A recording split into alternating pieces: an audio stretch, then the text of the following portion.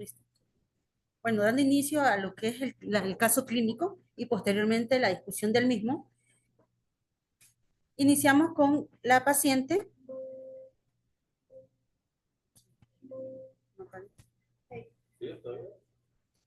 Una paciente de 42 años, femenina, natural y procedente de Barinas, que en su enfermedad actual inicia el cuadro de su enfermedad actual en abril del 2024 con episodios de movimientos tónicos y parestesias en manos y pies en ayunas, que resolvían con la alimentación. Se asocian confusión y desorientación, motivo por el cual consultan a facultativo, indican medidas dietéticas y metformina de liberación prolongada, 500 miligramos, vía oral, orden día. Sin embargo, los síntomas empeoran, iniciando para ese momento la paciente con alteración del estado de conciencia, incluso llega a convulsiones. Posteriormente presenta una glicemia de 43 miligramos sobre decilitro a las 2 de la mañana, siendo llevada a centro asistencial de su localidad, donde le administran solución dextrosa, logrando mejoría de su cuadro clínico. Ante persistencia de síntomas y recurrencia de la hipoglicemia, incluso con pérdida del estado de conciencia, indican ultrasonografía, que evidencia lesión a nivel de lo que es la cabeza del páncreas, siendo confirmada por resonancia magnética de abdomen, motivo por el cual se sugiere ingestas de comidas de forma frecuente y fue referida a nuestra consulta para valoración preoperatoria en el contexto de una sospecha clínica de un insulinoma. Dentro de sus antecedentes personales, tenemos de importancia antecedentes ginecobstétricos, una menarquia a los 13 años, 3 gestas, 3 partos, menstruaciones regulares. Antecedentes familiares, padre vivo, con hipertensión, un hermano, asma bronquial, hijos 3 vivos, aparentemente sanos. Dentro del examen funcional, lo más importante es que esta paciente inicia con aumento de 12 kilos de peso aproximadamente en el transcurso de 2 meses de evolución. Disminución de la agudeza visual, de incercanía y hábito intestinal diario 2 veces al día, un Bristol 5 y presentaba la habilidad emocional. Dentro de su examen físico, iniciando con los signos vitales, la presión arterial 110-60 miligramos sobre decilitro, milímetros de mercurio, frecuencia cardíaca 63 latidos por minuto, frecuencia respiratoria 17 respiraciones por minuto, saturando 94%, una temperatura de 36.2, un peso de 67 kilogramos, talla de 1.46 metros, un índice de masa corporal de 30 kilogramos metro cuadrado, y para su valoración ella presentó una glicemia de 46 miligramos sobre decilitro. Dentro de los datos de importancia, cabe recatar que todos estos datos fueron previamente realizados por la paciente en los diferentes facultativos donde ella asiste, dando posteriormente, a nuestra consulta para la valoración preoperatoria. Iniciando, y podemos ver claramente que en este caso lo más relevante es que la paciente venía con glicemias basales que venían por debajo de los 55 miligramos. Cabe recalcar que esta paciente no tenía antecedentes de importancia, es una paciente que no era diabética y por lo tanto tenía glicemias basales que te daban hipoglicemias sostenidas, que para el mes de agosto tuvo una glicemia extremadamente baja de 20.3. También, sin embargo, también veíamos que dentro de los laboratorios que presentaba tenía glicemias postprandiales también por debajo de los rangos normales. Dentro de los laboratorios tenemos también que la insulina basal y postprandial manifestaban valores muy elevados. Otra de las cosas que vimos durante sus laboratorios previos es el colesterol HDL, el cual estaba disminuido por parte de la paciente. Continuando, dentro de la evaluación preoperatoria, una de las cosas que se pudo realizar es la realización de calcio, fósforo y magnesio. Sin embargo, dentro de lo que es los paraclínicos nos pudimos evidenciar que había una hipercalcemia en uno de los laboratorios, con un fósforo normal y un magnesio dentro de una hipomagnesemia. Para lo cual no es importante recordar que en lo que es neoplasias endocrinas múltiples tipo 1, también estas enfermedades genéticas pueden manifestarse con tumoraciones a nivel de páncreas, hipófisis y paratiroides. Por lo cual, por parte de nuestros servicios, se solicitan nuevamente controles para corroborar que realmente ese valor fuera real. Iniciando con un calcio que estaba dentro de lo normal, se pidió PTH dentro de la normalidad. Y bueno, y tenía una vitamina que estaba un poco insuficiente. Otra de las cosas es que tenía las enzimas hepáticas elevadas. Iniciando con lo que es los estudios imaginológicos, la paciente para el día 20 de agosto del 2024 tenía un ecograma abdominal renal pélvico en el cual reportaba un páncreas de morfología conservada. Se observa adyacente a la cabeza del páncreas y duodeno un área hipoecogénica con bandas, hiperecogénicas que miden de 3 por 6 centímetros, la cual da poca señal a lo que es el Doppler. Podemos ver aquí la imagen, donde vemos una imagen hipoecogénica con las bandas que se notan en lo que es la parte periférica, dando como una conclusión una imagen descrita a nivel de lo que es la cabeza del páncreas de etiología precisada. Insulinoma versus otra etiología. Resto del estudio abdominal sin alteraciones significativas relacionado con su antecedente actual.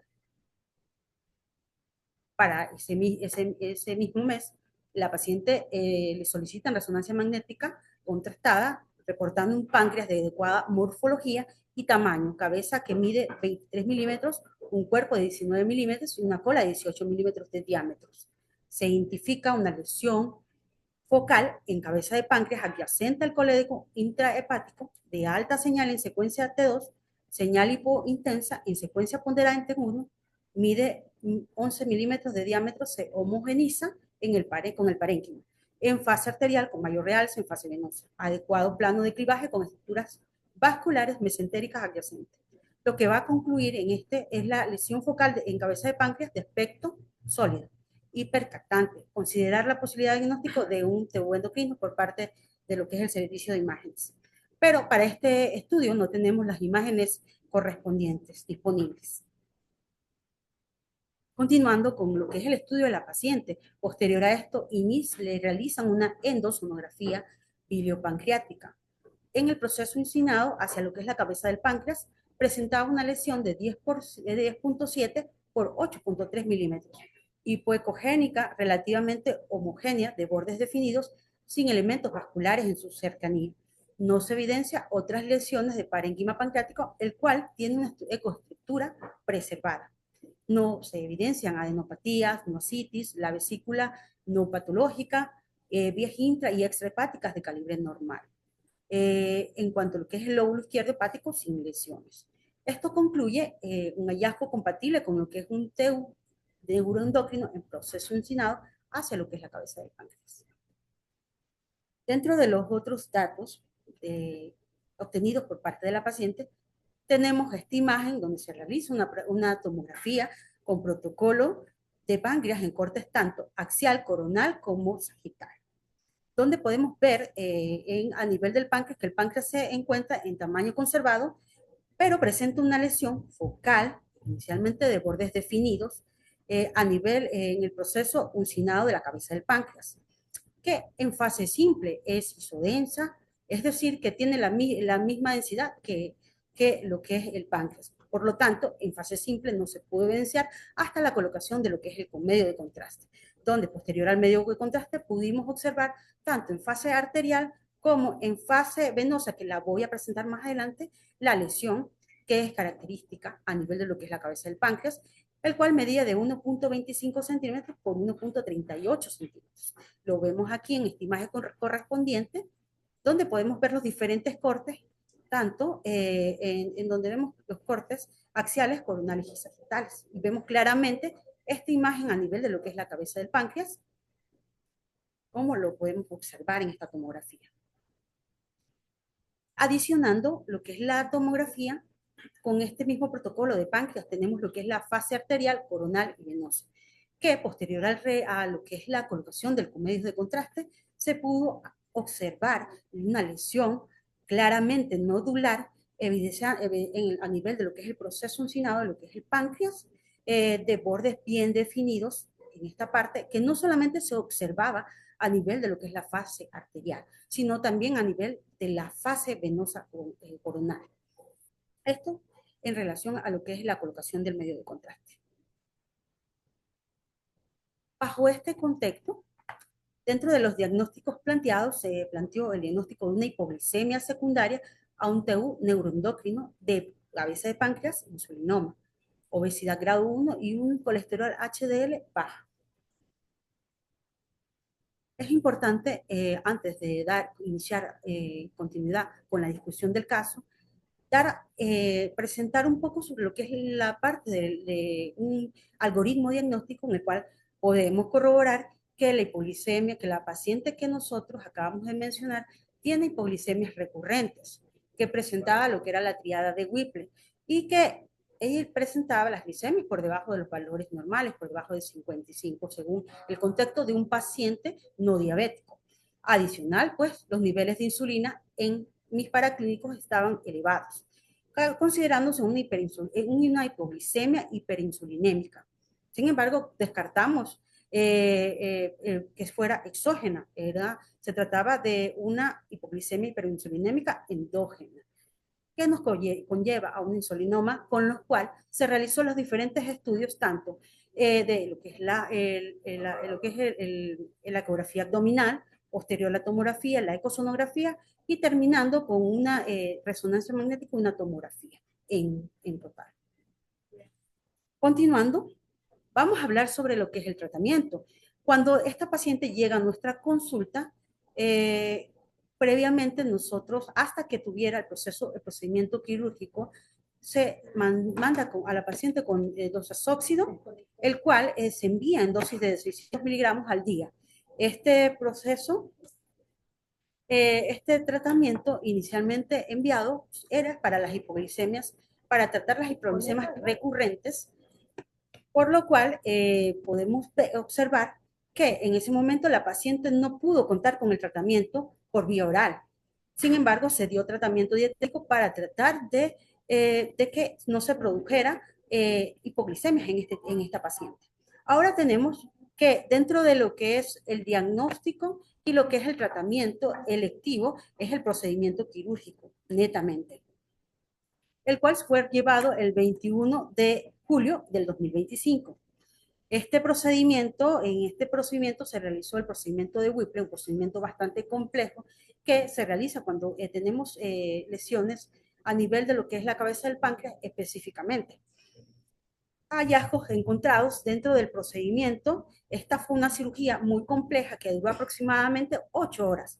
Hallazgos dentro de este procedimiento fueron la ausencia de líquido libre, ausencia de carcinomatosis peritoneal, hígado de tamaño adecuado, liso sin lesiones sugestivas de metástasis. Esto en parte nos habla que la característica de esta paciente podría tratarse, al no haber metástasis, de un insulinoma benigno, que será en un porcentaje muy alto, con bordes romos, cúpulas diafragmáticas, sin alteraciones de vesícula biliar, paredes no engrosadas, sin litos en su interior, un conducto cístico anterior no dilatado, arteria cística posterior y vía biliar dilatada, cabeza de páncreas y proceso uncinado sin alteraciones macroscópicas, con planos de clivaje adecuados, con extracciones adyacentes por mesentérica superior, ausencia de anopatías peripancreáticos y un conducto de Wilson de 0.3 centímetros. Bueno, con este caso, pues, el día específicamente el tratamiento tuvo que haberse realizado lo que es mediante el diagnóstico, lo que es el inmunohistoquímico. Sin embargo, dentro de lo que es nuestro estado, no contamos con inmunohistoquímico, por lo cual se realizó lo que es la biopsia de este tejido, el cual fue reportado el día de ayer, mostrándose a nivel de lo que es la biopsia de la cabeza de páncreas, un tumor neuroendocrino de células pequeñas de páncreas que corroboraron un insulinoma bien diferenciado, infiltrante al estroma de páncreas y una extensión hacia la serosa del intestino delgado. Se clasificó como un grado 1, es decir, que se mantuvo hacia lo que es confinado hacia lo que es el páncreas, considerándose como un T1N0M0, según la clasificación de la OMS. Dando continuidad con la evolución de la paciente posterior al procedimiento quirúrgico, tenemos que tener en cuenta que para el día 21 de julio la paciente, posterior a la realización del procedimiento quirúrgico, que fue bastante complejo, pasó a la unidad de cuidados intensivos, permaneciendo con glicemias elevadas de forma sostenida, de 203, 183, y bueno, indican para ese momento lo que es el optiótride, 50 miligramos IV por las 72 horas, pero con la finalidad de que se evite una fístula pancreática. Posteriormente, la paciente nos realiza, dentro de las complicaciones de este procedimiento, es que puedan estos pacientes realizar pancreatitis aguda. Lo que pasó con ella, una de las complicaciones que tuvo fue la pancreatitis aguda, por el cual se inició lo que es la nutrición parenteral de forma parcial para el día 22 de julio. Para el día 24, pues, tuvo su egreso de la UCI ya con disminución de las enzimas pancreáticas y con niveles de glicemia entre 145 y 138 miligramos sobre decilitro para un paciente hospitalizado. Para el 1 de agosto del 2025, egresó de la UCI, de lo que es la parte hospitalaria, con glicemias dentro de meta, ya dentro de la normalidad.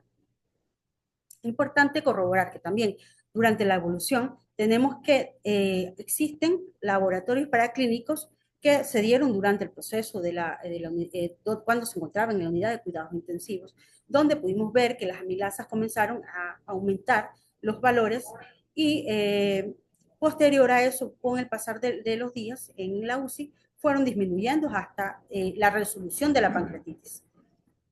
Y no solamente eso, posterior a este procedimiento, las glicemias se normalizaron. Tuvimos glicemias para ese momento de basales de 98, una postprandial de 135 y la disminución de lo que es las insulinas basales y postprandiales, dando a entender, sabiendo comprender que la paciente venía presentando hipoglicemias sostenidas durante el cuadro clínico de la paciente, teniendo en cuenta que estas glicemias posterior al procedimiento clínico, el procedimiento terapéutico, en este caso quirúrgico, fueron normalizándose.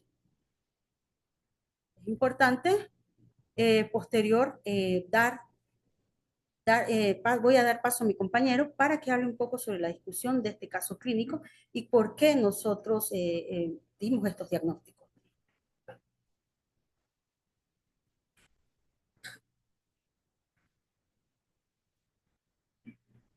Bien, abrimos un momentico el chat por si quieren ir realizando alguna pregunta referente al caso que acaba de ser presentado antes de pasar a la discusión.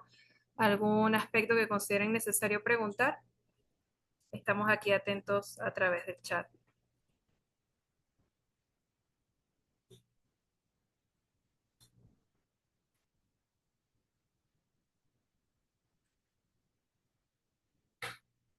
Bien, continuamos entonces con la discusión del caso clínico. Adelante, doctor Anderson.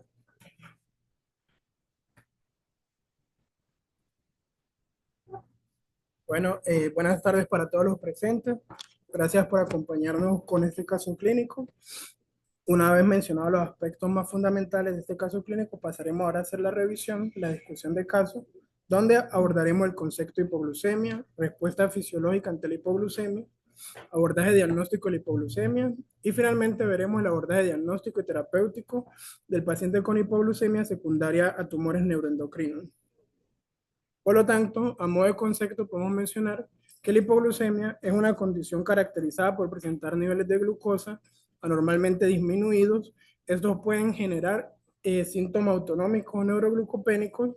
Sin embargo, para que la hipoglucemia sea clínicamente significativa, debe cumplir con la tríada de Whipler, la cual se caracteriza por presentar tres estados. Uno, donde podemos encontrar lo que sería niveles consistentes con hipoglucemia. Es decir, estamos hablando de síntomas autonómicos, donde podemos incluir síntomas adrenérgicos o colinérgicos y síntomas neuroglucopénicos.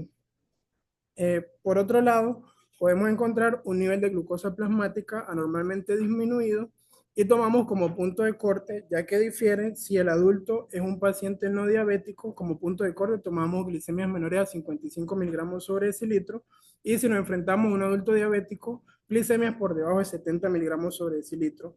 Y tercero, debe aliviar los síntomas una vez que se corrigen los valores de hipoglucemia para estar frente a la tríada de Whipple. Cuando cumple con esas tres características, pues mencionamos que una hipoglucemia clínicamente significativa, la cual debemos diferenciar de una pseudohipoglucemia. Hacemos referencia a pseudohipoglucemia cuando estamos frente a niveles de glucosa capilar o plasmático que aparecen falsamente disminuidos y que no se corresponden con la tríada de Whipple. Cuando tenemos esta pseudohipoglucemia es necesario diferenciarlas, ya que estas no entran al algoritmo diagnóstico que posteriormente mencionaremos. Entonces es necesario buscar las diferentes causas que nos produzcan pseudohipoglucemia. Dentro de las causas más frecuentes tenemos muestras mal procesadas, es decir, donde se produzca el fenómeno de glucólisis in vitro, cuando por ejemplo tardamos mucho en recolectar una muestra, y tenemos otros procesos que nos empeoran la glucólisis in vitro, que nos aumentan este proceso, como sería la leucocitosis marcada, policitemia, trombocitosis. Sin embargo, existen otras causas que nos generan pseudohipoglucemia, cuando los medidores capilares están inexactos, es decir, que tenemos los glucómetros mal calibrados, tenemos tiras reactivas vencidas, o empleamos una mala técnica a la hora de tomar la glucometría, por ejemplo, cuando se toma una muestra insuficiente de sangre. Y tenemos otras condiciones como la hipoperfusión periférica, que puede adoptar diferentes presentaciones como vasoconstricción, shock, fenómeno de Raynaud, sepsis severa. Y pues básicamente hay que conocer todas estas causas para poder diferenciar de una hipoglucemia clínicamente significativa. Entonces, como hablando un poco de fisiología, es necesario conocer la homeostasis de la glucosa y mencionar pues que la glicemia en ayunas se debe encontrar en rangos fisiológicos que van desde 70 a 100 miligramos sobre decilitro, con una media de 90 miligramos sobre decilitro. Cuando la glicemia se encuentra hacia la baja, hacia el límite inferior, se activa la respuesta fisiológica del organismo ante una hipoglucemia. Aquí podemos observar, a modo de ejemplo, que cuando la glicemia desciende por debajo de 80 miligramos sobre decilitro, se activa esta respuesta ante la hipoglucemia, disminuyendo la secreción de insulina. Sin embargo, cuando los valores descienden aún más, porque pues sabemos que esto es una respuesta secuencial del organismo, cuando disminuye por debajo de valores de 70 miligramos sobre decilitro, se activa la respuesta contrarreguladora, en la cual pues se produce la liberación de glucagón, epinefrina, posteriormente se le van sumando otras hormonas como el cortisol y las hormonas de crecimiento. Aquí podemos observar de forma más esquemática que a niveles por debajo de 80, 75 disminuyen la secreción de insulina, por debajo de 70 se activa la respuesta contrarreguladora. Sin embargo, niveles con glicemias entre 60, pues esto ya me aumenta como la contrarregulación a predominio adrenérgico, y esto me va a generar síntomas autonómicos, me generan palpitaciones, temblores, sudoración, hambre y mareo. Si seguimos descendiendo los valores de glicemia en 50 miligramos sobre decilitro, ya me causa síntomas neuroglucopénicos como visión borrosa, alteración del nivel de la conciencia, alteración del habla, y si seguimos descendiendo, pues ya nos encontramos frente a la hipoglucemia severa. Esta se puede manifestar con valores que van desde 40 a 30 miligramos sobre decilitro y se van a expresar clínicamente como convulsiones o coma.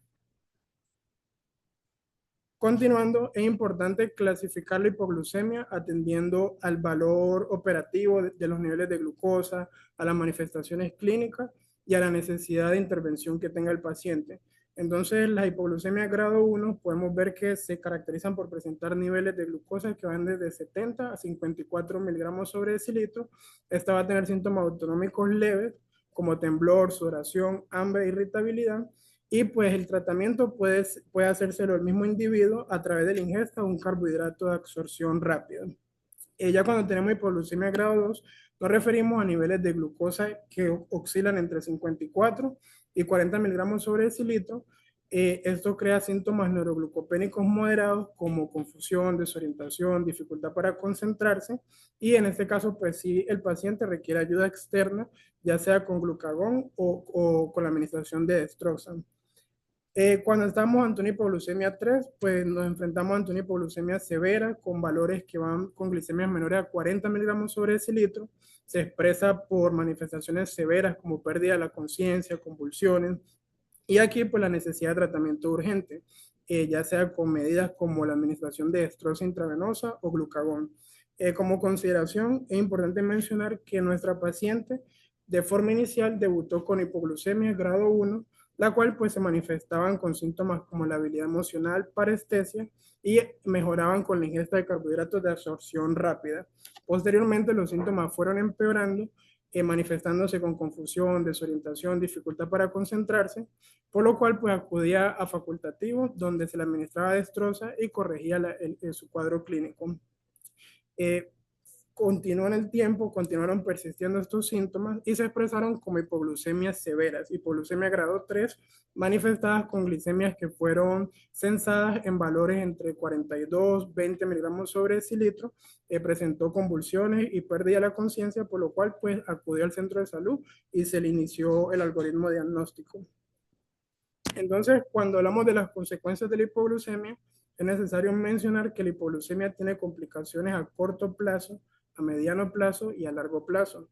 Dentro de las complicaciones que podemos observar en el sistema nervioso central, tenemos que cuando el paciente presenta hipoglucemia de forma repetida, pues tiene alteración del sensorio, tiene letargo, confusión y finalmente, de no corregirse, pueden entrar hasta en un estado comatoso. A nivel del sistema cardiovascular, por lo antes mencionado, sabemos que las hipoglucemias aumentan la respuesta contrarreguladora, esto nos aumenta el tono adrenérgico y este tono adrenérgico aumentado finalmente pues predispone hacia que se desarrollen taquiarritmias que pues generen desenlaces fatales como muerte súbita. Tenemos otras condiciones desde el punto de vista psicológico, pues sabemos que estos episodios repetidos de hipoglucemia en los pacientes generan ansiedad y eso pues impacta sobre su calidad de vida. Desde el punto de vista psicosocial, la hipoglucemia, sabemos pues que esta requiere asistencia sanitaria, esto hace que los individuos acudan con mayor frecuencia a los hospitales, esto genera ausentismo laboral y pues el ausentismo laboral pues una pérdida de la vida útil y por lo tanto pues genera repercusiones incluso hasta escala global.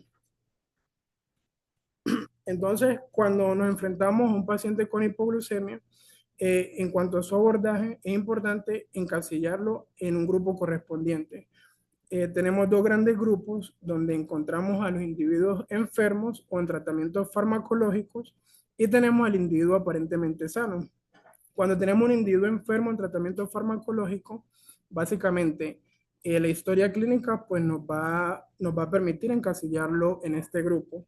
Aquí vamos a encontrar los pacientes que reciban medicamentos, donde pues los que más predominan, que generan hipoglucemia, es la insulina y los secretagogos. Tenemos otras enfermedades críticas, déficits hormonales y tumores ajenos a las células de los islotes. Y básicamente pues esto va a ser orientativo hacia la sospecha diagnóstica. En caso de nuestra paciente, era una paciente que logramos observar que en cuanto a los antecedentes, pues negaba cualquier tipo de enfermedad o recibir algún tratamiento farmacológico, entonces se orientó en el grupo del paciente, del individuo aparentemente sano, y dentro de las causas principales que generan hipoglucemia, en el grupo aparentemente sano, pues tenemos los insulinomas, tenemos los trastornos funcionales de las células beta pancreáticas, como la necidioblastosis, tenemos la hipoglucemia por enfermedad pancreática distinto al insulinoma. Entonces tenemos causas de hiperinsulinismo endógeno que nos generan hipoglucemia y esta paciente, pues de forma inicial, cuando comenzamos su estudio, fue encasillada hacia esta categoría. Y por lo tanto, pues por los antecedentes se descartaron las causas del individuo enfermo o en tratamiento farmacológico. Entonces, como sabemos, pues cuando sometemos a los pacientes a un test de ayuno prolongado, vamos a tener diferentes resultados como perfil bioquímico, donde si orientamos a la paciente a un hiperinsulinismo endógeno, los resultados de laboratorio es que vamos a conseguir glicemias por debajo de 55 miligramos sobre decilitro. Sin embargo, la respuesta va a ser que va a tener una insulina inapropiadamente elevada y lo que nos habla de que la producción es endógena, pues va a ser el péptido-C aumentado, la proinsulina aumentado y pues como tenemos esta producción inapropiada de insulina, vamos a tener el beta-hidroxibutirato disminuido. Lo podemos diferenciar de otras causas de hiperinsulinismo endógeno, ya que pues como podemos observar, los anticuerpos van a ser negativos, lo cual me habla de que la paciente probablemente estaba entre estas tres causas, entre un insulinoma. Se descartó la presencia de una hipoglucemia tras derivación gástrica, ya que como antecedente, pues la paciente no era una paciente quirúrgica, y pues también se planteó el diagnóstico diferencial con un síndrome de hipoglucemia de origen pancreático sin insulinoma, es decir, de una necidioblastosis. Eh, por otro lado, es importante observar el perfil bioquímico que podemos ver reflejado en pantalla cuando un paciente se administra insulina de forma exógena, es decir, que pertenezca al grupo que recibe tratamiento farmacológico. Aquí podemos observar que presenta glicemias menores a 55 miligramos sobre decilitro, insulina inapropiadamente elevada. Sin embargo, lo que me habla de que la producción es endógena, como el péptido C y la proinsulina, está disminuido. Por otro lado, podemos diferenciarlo de otras causas que no sean por administración de insulina exógena o que sea por un tumor productor de IGF-2, en que pues aunque tengamos hipoglucemia, la insulina sí va a estar apropiadamente disminuida y el beta-hidroxibutirato va a estar elevado, lo cual me habla de que el paciente probablemente está haciendo cetogénesis y esto pues sea por ayunos prolongados, por inanición, por déficit en el aporte. Entonces, cuando hablamos de los diferenciales en la hipoglucemia hiperinsulinémica endógena, dentro de los principales tenemos que plantearnos la presencia que estemos frente a una necidioblastosis o que estemos frente a una hipoglucemia autoinmunitaria. La necidioblastosis es una condición que produce hipoglucemia hiperinsulinémica endógena. Sin embargo, esta se va a caracterizar por presentar hiperplasia, hipertrofia difusa de las células de los islotes pancreáticos. La hipoglucemia va a ser más que todo postprandial, como diferenciándolo de nuestra paciente, pues la hipoglucemia de nuestra paciente era en ayunas y el estudio de imagen va a ser totalmente negativo. En nuestra paciente conseguimos varias secuencias de estudios que nos evidenciaban una lesión sólida en la cabeza del páncreas. Por lo tanto, logramos diferenciarlo de una necidioblastosis. Por otro lado, tenemos la hipoglucemia autoinmunitaria, la cual pues es más frecuente en la etnia japonesa o coreana, es decir, esta se reporta que es la tercera causa de hipoglucemia en Japón. Sin embargo, nuestra paciente pues no presenta ese origen étnico, se asocia con otras enfermedades autoinmunitarias que nuestra paciente no las presentaba, la hipoglucemia aparece en la última fase postprandial, las concentraciones de insulina son muy elevadas y los anticuerpos frente a la insulina son positivos. Además, cabe mencionar que en la hipoglucemia autoinmunitaria, pues el estudio de imagen también es negativo y por lo tanto, pues descartamos estos diagnósticos diferenciales. Entonces, en cuanto al algoritmo del enfoque diagnóstico de una hipoglucemia en adultos, como mencioné de forma inicial, para iniciar su estudio, esta debe ser clínicamente significativa, cumpliendo la tríada de Whipler, y los antecedentes pues nos van a ayudar a saber hacia qué categoría vamos a empezar el algoritmo de estudio. Es decir, si un paciente que consume medicamentos o que se encuentra enfermo, pues lo podemos observar en esta categoría, y en nuestra paciente pues se descartó el uso de medicamentos.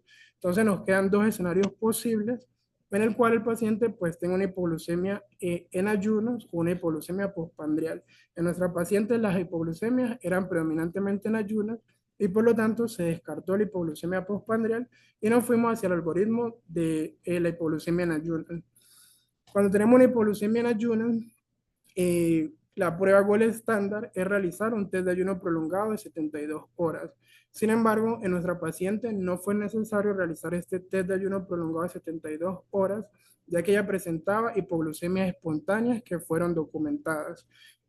Ciertas consideraciones que debemos tener a la hora de realizar un test de ayuno prolongado es que el test de ayuno prolongado es una prueba gold estándar. Sin embargo, aunque reciba el nombre de test de ayuno prolongado, sabemos que en la práctica médica hasta el 95% de los insulinomas se decretan en las 48 horas. Es decir, que muchas veces no es necesario llevarlo hasta las 72 horas o extenderlo más tiempo. Entonces, en las primeras 12 horas, el 43% aparece la hipoglucemia, en las 24 horas en el 66% y en las 48 horas en el 95%, como mencioné. Cuando hacemos este test de ayuno prolongado, se debe medir de forma simultánea los valores de glicemia, insulina, péptido C, proinsulina y cortisol. Esto nos va a arrojar los valores que anteriormente mencioné y pues eso nos va a hacer la sospecha hacia qué nos estamos enfrentando. Entonces, si tenemos glicemias disminuidas por debajo de 55 miligramos de decilitro, con clínica compatible con TRIA de Whipler, o si tenemos una hipoglucemia en 45 miligramos sobre decilitro, este test se da por concluido y pues también tomamos de referencia que tengamos una insulina inapropiadamente elevada, el péptido C elevado, pues esto básicamente me sugiere que estamos frente a un insulinoma. Por lo tanto, debemos proceder a buscar la lesión como se hizo en la paciente que fue positiva y el paso siguiente sería dar el tratamiento. En contraposición, si el péptido C se encuentra disminuido, pues debemos sospechar otras causas probables como falla cardíaca, uremia, sepsis o neoplasia. Bien, en cuanto a los tumores pancreáticos neuroendocrinos, sabemos que esos son tumores raros, se presentan en menos de 3% de todos los tumores pancreáticos, representan el 7% de los tumores neuroendocrinos y su incidencia global sabemos que tiene una incidencia baja del 0.5 a un caso por cada 10.000 habitantes. Sin embargo, la prevalencia en los últimos años ha ido en aumento gracias a la mejoría de mejores técnicas diagnósticas imunológicas como la tomografía, la resonancia y la tomografía por emisión de positrones. Cuando clasificamos a los tumores pancreáticos neuroendocrinos, es importante mencionar que ellos se distribuyen según sean no funcionales, que son los que mayormente van a predominar, del 60 al 90%, aparecen como una masa de origen incidental. Otro porcentaje es el del 10 al 40%, los cuales son funcionales y tienen una expresión clínica característica según el síndrome clínico del que se acompaña. Aquí podemos observar que los insulinomas son los tumores pancreáticos neuroendocrinos funcionales más frecuentes, representan un 35 al 40%, y entre los síndromes clínicos se va a caracterizar por presentar hipoglucemias recurrentes que van a cumplir con la tríada de Whipler. Tenemos los gastrinomas que representan entre el 16 al 30%, se van a caracterizar por presentar úlceras pépticas recurrentes, diarrea, reflujo, ácido severo. Tenemos el bipoma que representa menos del 10% y ese se va a caracterizar por presentar diarrea acuosa, profusa, hipocalemia y acloridria. Y tenemos el somatostinoma que representa menos del 5% de estos tumores no funcionales y se van a caracterizar por presentar diabetes, colelitiasis, esteatorrea y anemia. Y tenemos el glucagonoma, que va a ser el menos frecuente, menos del 1%, se va a caracterizar por presentar eritema necrolítico migratorio, diabetes, pérdida de peso y trombosis. Entonces, como podemos observar, el insulinoma constituye el tumor pancreático neuroendocrino funcional más frecuente, donde pues sabemos que la primera descripción fue hecha en 1924 por Harris Hartman, y en cuanto al pico de incidencia, sabemos que se presenta en la quinta década de la vida para los hombres y la sexta década de la vida para las mujeres. Es ligeramente más frecuente en mujeres, sin embargo, la relación no está descrita. Más del 99% son de origen pancreático, el 90% son solitarios, el 30% miden menos de 1 centímetro, sin embargo la mayoría miden menos de 2 centímetros. Este dato de que menos del 30% miden de 1 centímetro, miden menos de 1 centímetro es importante a la hora de elegir los métodos imunológicos. Del 5 al 10% se asocian endocrinopatías hereditarias como la neoplasia endocrina múltiple 1, la enfermedad de von Willebrand-Down, la neurofibromatosis tipo 1 y la esclerosis tuberosa. Entre el 10% se asocian con síndrome hereditario, como mencioné, a la neoplasia endocrina múltiple. Sin embargo, de este 10%, el 50% de estos tumores múltiples se asocian a la neoplasia endocrina múltiple. De un 10 al 15% suelen ser agresivos o metastásicos. Y la supervivencia a 5 años para los tumores indolentes son del 94 al 100%, para los agresivos del 24 al 67%. En cuanto a la localización del tumor, pues sabemos que la mayoría se localizan en el páncreas, entre el 98 y el 99%, y menos del 2% suelen ser extrapancreáticos. De estos extrapancreáticos se van a localizar en zonas como pulmón, duodeno, yeyuno, ilio y estómago. En cuanto a la fisiopatología del insulinoma, pues sabemos que el insulinoma es un tumor derivado de las células de los islotes pancreáticos que se caracteriza por la secreción inapropiada o la liberación inapropiada de insulina, incluso en periodos de hipoglucemia. Sin embargo, cabe mencionar que estos tumores en condiciones raras pueden secretar otras hormonas como la gastrina, la ACTH, el glucagón, beta-gonadotropina o somatostatina, pero esto es en condiciones raras. Entonces, en su fisiopatología sabemos que este aumento inapropiado de la glicemia genera aumento de la captación periférica de glucosa, lo cual pues predispone al paciente a que haga hipoglucemia. Finalmente, pues estas hipoglucemias mantenidas en el tiempo generan alteración del umbral de respuesta de las hormonas contrarreguladoras. Esta respuesta se ve alterada y cada vez pues disminuye más el sensorio para que se active la respuesta contrarreguladora, y esto genera que el paciente produzca hipoglucemias inadvertidas. Esta hipoglucemia inadvertida, es decir, cada vez el sensorio va a estar más disminuido para que el paciente manifieste síntomas, y los síntomas pues cada vez, como observamos en nuestra paciente, van a ser más severos. Entonces, esta causalidad de que la paciente genere hipoglucemia inadvertida va a generar que hasta en un 20% de los pacientes reciban un diagnóstico erróneo de un trastorno neurológico o psiquiátrico antes de que se reconozcan los síntomas como un probable insulinoma. Cuando hablamos de los criterios diagnósticos, tenemos criterios estandarizados en los cuales pues tenemos una hipoglucemia documentada con valores menores a 55 miligramos sobre decilitro y que sea clínicamente significativa, es decir, que cumpla con la tríada de Whipler. La insulina está inapropiadamente elevada, mayor a 3 microunidades sobre mililitro. El péptido C aparece elevado, mayor a 0.6 nanogramos sobre mililitro. Y la proinsulina aparece elevada, mayor a 5 miligramos por picomol sobre mililitro. Como perlas clínicas, es importante mencionar que las manifestaciones clínicas de hipoglucemia aparecen con mayor frecuencia en ayunas. Hasta en un 83% de los casos se reportan hipoglucemia en ayunas, es decir, en estos periodos más declives en los cuales pues, el paciente tiene su ayuno fisiológico porque pues, no está consumiendo alimentos y depende pues, de los aportes endógenos que le pueda aportar, valga la redundancia, a su mismo organismo. Sin embargo, cabe mencionar que también puede presentarse hipoglucemia postprandial hasta en un 10% de los casos, de un 20 a 40% se asocia aumento de peso, como fue el caso de nuestra paciente, y como mencioné, pues la hipoglucemia suelen ser más que todo en la noche o durante la madrugada. Entonces, el algoritmo que nos proponen para hacer el diagnóstico es que la hipoglucemia sea clínicamente significativa. Posteriormente se deben medir los paraclínicos que anteriormente mencioné. En nuestra paciente pues tenía un nivel de insulina inapropiadamente elevada en hipoglucemia, y posterior a esto, pues se debe localizar dónde está la ubicación del tumor. En un primer paso, pues tenemos pruebas como la tomografía o la resonancia, las cuales pues se utilizaron en nuestra paciente y fueron totalmente positivas. En caso tal de que no sean positivas, se deben realizar otras pruebas como el PET con gadolinio 18. En caso de que este no sea positivo, se hace una estimulación selectiva de calcio arterial. Sin embargo, pues nuestra paciente no meritó realizar este segundo paso de método inmunológico, y una vez pues que logramos localizar la lesión, pues podemos observar que pueden existir dos escenarios posibles. Que la lesión sea maligna, en la cual pues tengamos metástasis hepáticas o que tenga metástasis intrahepática. Sin embargo, los estudios inmunológicos no fueron sugestivos de procesos que tuvieran metástasis.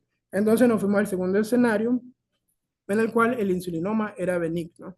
Cuando el insulinoma estamos sospechando de que sea benigno, en estos dos escenarios, tanto en un insulinoma benigno como maligno, pues sabemos que la terapia final va a ser el tratamiento quirúrgico. Este es el tratamiento erradicador y en muchos casos es un tratamiento curativo. Por lo tanto, como terapia puente, se busca lograr el control de las hipoglucemias. ¿Cómo se logra este control de la hipoglucemia? Bueno, a través de medidas dietéticas, y tenemos fármacos de primera línea. Dentro de las medidas dietéticas se recomienda la ingesta de alimentos antes de dormir, el aumento en la frecuencia de las comidas y fraccionarlas, el incluir carbohidratos de absorción lenta, carbohidratos complejos, y educar al paciente que en los episodios de hipoglucemia ingiere un carbohidrato de absorción rápida. En casos graves, pues se puede dar alimentación enteral continua a través de sonda nasogástrica o infusión intravenosa de glucosa. Como fármacos de primera línea tenemos el diazóxido. Cabe mencionar que nuestra paciente tenía indicación de diazóxido, sin embargo, por cuestiones económicas, pues no logró conseguir el medicamento. Cuando los pacientes son refractarios a estas medidas dietéticas o a estos fármacos de primera línea, podemos emplear los análogos de somatostatina y en caso pues, de ser refractarios a esto, tenemos otros fármacos que en el caso de nuestra paciente pues no ameritó y solamente con medidas dietéticas logró controles glucémicos. Entonces, cuando son refractarios a esta segunda línea o al análogo de somatostatina, tenemos otros fármacos como el everolimus o tenemos el sunitinib. Nuestra paciente pues no meritó ese tipo de medicamentos. Entonces, cuando nos enfrentamos a este insulinoma benigno, debemos observar las características imaginológicas, debemos ver el tamaño y pues en nuestra paciente logramos observar que era menos de 2 centímetros. Sin embargo, debemos tomar en cuenta también la distancia de la lesión y en qué cercanía esté con el conducto pancreático principal. Debe cumplir como criterio que esté más de 3, alejada a más de 3 milímetros. Y esto pues me va a orientar si va a cirugía de resección preservadora o si va a una cirugía abierta. En nuestra paciente la lesión se ubicaba en la cabeza del páncreas y por lo tanto se realizó una cirugía abierta. Entonces, como mencioné, el tratamiento del insulinoma es de elección el tratamiento quirúrgico. La resección quirúrgica se puede hacer en caso de que haya metástasis si se logra extirpar pues, la mayor parte de la lesión. Dentro de las diferentes técnicas tenemos pues, la enucleación. Esta es la técnica preferible si tenemos tumores de pequeños tamaños que midan menos de 2 centímetros y que se encuentren alejados del conducto pancreático principal de 2 a 3 milímetros. Se prefieren tumores pequeños porque estos conservan la mayor parte del páncreas. Dentro de las otras técnicas tenemos la resección pancreática, en la cual pues se emplean los pacientes en los que no se puedan hacer enucleación, como en el caso de nuestra paciente. Tenemos la pancreatectomía distal, donde pues se busca preservar la cabeza del páncreas. Tenemos la pancreatectomía central, esta se aplica en las lesiones del cuello. Y tenemos el procedimiento de Whipler, en el cual pues se emplea preferentemente en los tumores que no pueden enuclearse y en los tumores que se ubiquen en la cabeza del páncreas, como fue el caso de nuestra paciente, y por eso fue sometida a este proceder quirúrgico. Cuando evaluamos qué se prefiere, si la cirugía abierta versus la cirugía laparoscópica, pues la cirugía laparoscópica siempre es la preferida, siempre y cuando pues sea factible en el paciente. ¿Bajo qué condiciones no es factible? Cuando tengamos tumores grandes, cuando tenemos tumores múltiples o cuando tengamos localización compleja, como fue en el caso de la paciente, pues se prefiere una cirugía abierta. Y cuando el paciente pues no desee operarse o que no sea candidato a la cirugía, pues tenemos otras terapias como alternativas mínimamente invasivas, como es la ablación por radiofrecuencia o inyección de etanol en pacientes pues no candidatos a cirugía. Entonces, como terapia médica de primera línea, tenemos los fármacos como el diazóxido. Este pues se utiliza como terapia puente para el tratamiento definitivo y dentro del mecanismo de acción pues tenemos que este actúa sobre los canales de ATP, los canales de potasio, perdón, sensibles a ATP, permite que se mantengan abiertos, eso permite la salida de ATP y por lo tanto no permite la despolarización e inhibe la secreción y salida de insulina. Las dosis administradas van hasta 1200 miligramos al día, generalmente se emplean de 50 a 600 miligramos al día y se ajusta según la respuesta del paciente. Dentro de los efectos secundarios más frecuentes tenemos la retención de líquido, el hirsutismo, náuseas, hiperuricemia y trombocitopenia. En vista de estas reacciones, el diazóxido se emplea en conjunto con las tiazidas para disminuir la retención de líquido y potenciar su efecto. Como otras terapias, una vez que falla el diazóxido y las tiazidas, pues tenemos los análogos de somatostatina, este de preferencia cuando tenemos fracaso terapéutico, cuando tenemos una hipoglucemia refractaria, cuando tenemos un insulinoma maligno, ya que esto pues tiene un efecto antiproliferativo. Y como mecanismo de acción, pues sabemos que los insulinomas expresan receptores de somatostatina, especialmente receptores de somatostatina tipo 2, y estos pues tienen la capacidad de unirse a estos receptores, y al unirse a estos receptores, fármacos como el ocreotide pues lo que van a generar es que disminuyan la secreción de insulina y glucagón y por lo tanto, pues controlemos un poco lo que son los episodios de hipoglucemia. Esos son de primera línea por su efecto en el insulinoma maligno. Sin embargo, podemos tomar como criterio que debe tener un KI menor a 60, KI 67 menor al 10% para que estos fármacos sean útiles. Y la eficacia que se ha reportado es de 40 a 50% en los casos. Tenemos otras terapias alternativas, como mencioné, cuando la hipoglucemia es refractaria, como el everolimus, cuando hay fracaso a terapias de primera y segunda línea, cuando los tumores sean metastásicos, sean inoperables, cuando pues la enfermedad sea residual tras la cirugía, y lo damos en dosis de 10 miligramos una vez al día. Como mecanismo de acción, pues estos son capaces de inhibir la vía mTOR y esto pues ayuda como a frenar la proliferación tumoral por un lado, y al inhibir esta vía mTOR P1 3 quinasa AKT, pues interfiere con la cascada de señalización de la insulina, generando insulinoresistencia y pues todos estos efectos se emplean para el uso de estos pacientes. Como efectos adversos más frecuentes tenemos la estomatitis, úlceras orales, fatiga, diarrea, anemia y neumonitis. Como otra línea tenemos el sunitinib. Este se emplea en tumores avanzados, inoperables, metastásicos, donde haya recidiva. Este se puede usar en conjunto con los análogos de somatostatina y se dan 37.5 miligramos una vez al día. Este es un inhibidor de la tirosina quinasa y se une a receptores como VEGFR y nos ayudan como a frenar la proliferación del tumor.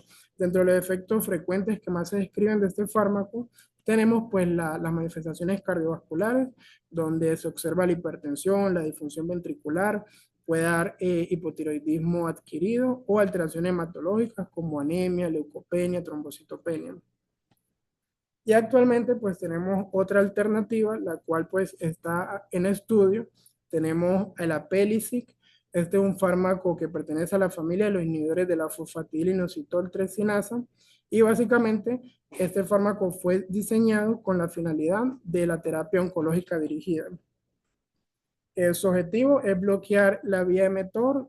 Al bloquear esta vía mTOR, altera la cascada de señalización de la insulina y pues se ha observado que cuando este fármaco se da principalmente como quimioterapia en pacientes con cáncer de mama, pues el efecto adverso más frecuente que se ha descrito es hiperglicemia. Por lo tanto, se ha probado en pacientes con insulinoma en vista pues, de este efecto adverso y las indicaciones en las cuales se han documentado que se ha empleado es en pacientes refractarios a los fármacos de primera y segunda línea y en pacientes que han tenido cirugías refractarias.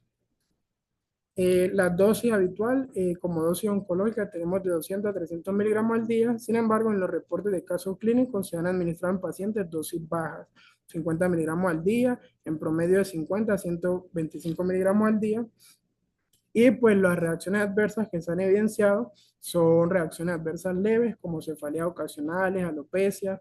En un paciente sí se describió que hubo sangrado digestivo. Sin embargo, pues este fue asociado ya que se dio un conjunto apélisis más sunitinib y se asoció más el sangrado gastrointestinal a este segundo fármaco, al sunitinib.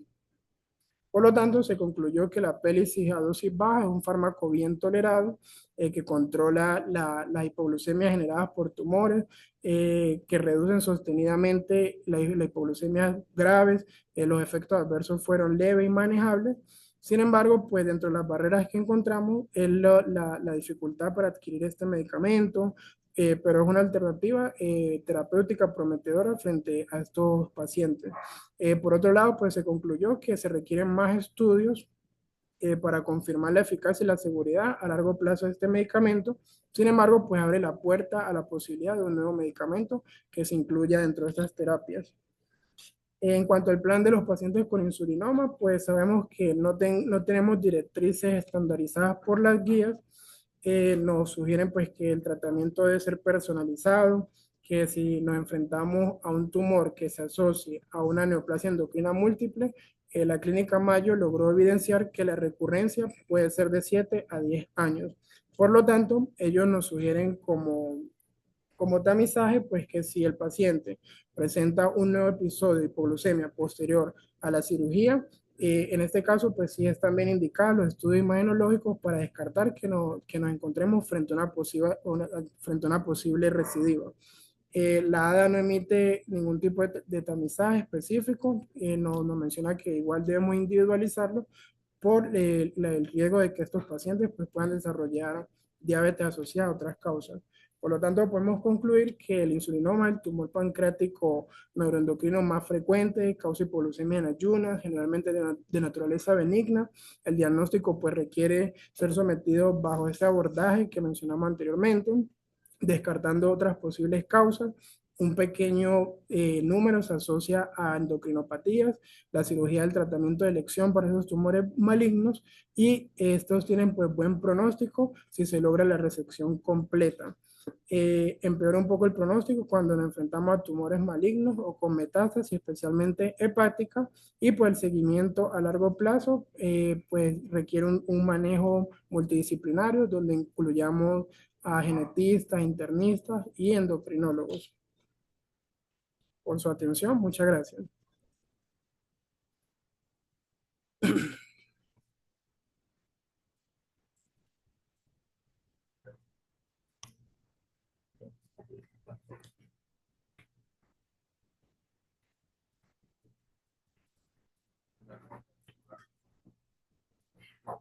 Bien, agradecemos a la doctora Jennifer y al doctor Anderson por su excelente presentación, muy interesante el caso clínico y estamos aquí atentos al chat para que bueno, los presentes si desean hacer alguna pregunta, bueno, este es el momento. Estamos por aquí atentos.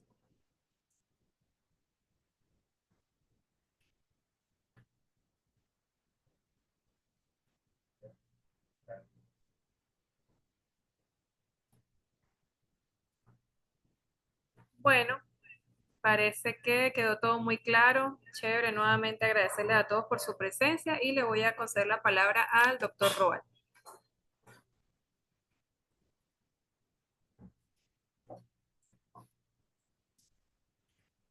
Bien, agradecidos al Hospital Universitario de los Andes por haber presentado la interhospitalaria del día de hoy y por supuesto agradecido a todos por estar conectados en este día. Ahora bien, vamos a hacer la rifa de los cupos del curso de androfertilidad.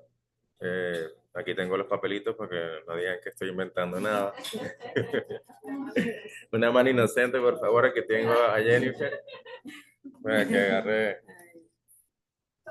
uno solo. Bien. El primero será para Ayrton Braca, del universitario. Que conste que yo no lo agarré. El segundo es para Javier Rosendo, del Centro Médico Docente de la Trinidad.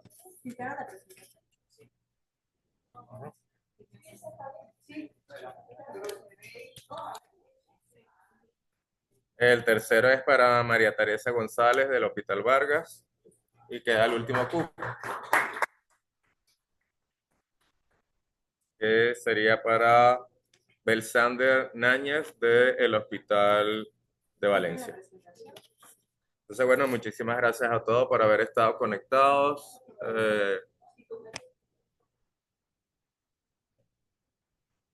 Y bueno, los esperamos para la próxima interhospitalaria, que va a ser del Hospital de Valencia, pero se va a realizar en la sociedad, en las instalaciones de la sociedad en Caracas.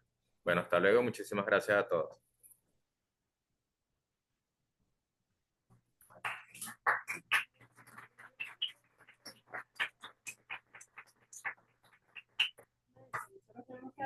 Sabe tecnología,